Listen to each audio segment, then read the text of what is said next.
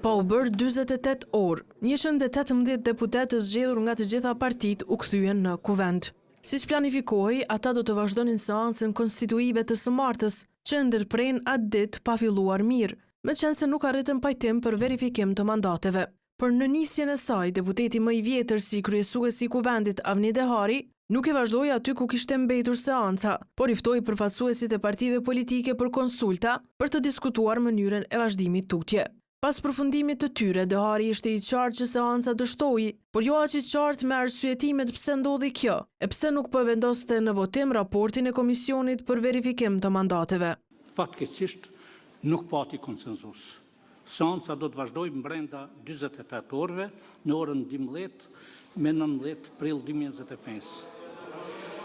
Me shpresë që deri atëherë do të ketë pajtueshmëri. Ju faleminderit të gjithëve.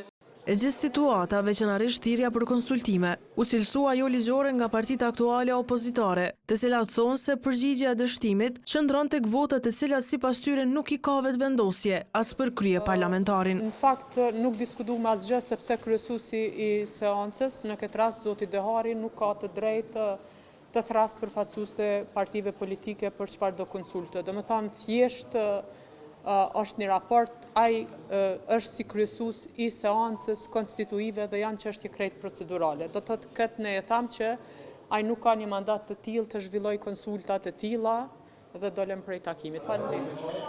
Sot dosh me vazhdu aty ku kemi ngel. Të hudhet në votim raporti i Komisionit për verifikimin e mandateve.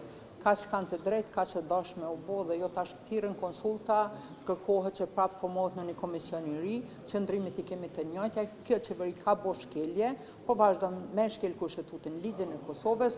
Por ky konsultim ndërmjet partive politike do të duhet të ndodhte para seancës. Vlerëson Eugen Cakolli, monitoruesi i kësaj seance dhe të kaluarës nga Instituti Demokratik i Kosovës. Ai tha se forma e kryesimit të seancës nga Dehari nuk ishte korrekte. Zoti Dehari nuk e administroi seancën siç duhet, sepse në radhë të parë i njëjti nuk shkoi sipas rendit të ditës, se që në këtë rast do duhet ishte në radhë të parë mbledhja edhe një herë e Komisionit për verifikimin e mandateve, nxjerrja e sërish me një raporti, sepse raporti i pardjeshëm nuk është votuar, që i bie se i njëjti më nuk ka asnjë efekt juridik dhe që i njëjti të hedhet në votim para deputetëve, sado që ishte e qartë që nuk janë votat e nevojshme për ta kaluar një raport për sa kohë që nuk kanë dhënë ndërheqje anëtarët e kabinetit qeveritar. Ndërkohë kryeministri në detyrë, që është kryetari i partisë më të madhe në vend vetëvendosjes, Albin Kurti, as para nisjes së seancës, por as pas dështimit të saj, nuk e tha asnjë fjalë para gazetarëve. Në bazë të rregullorës,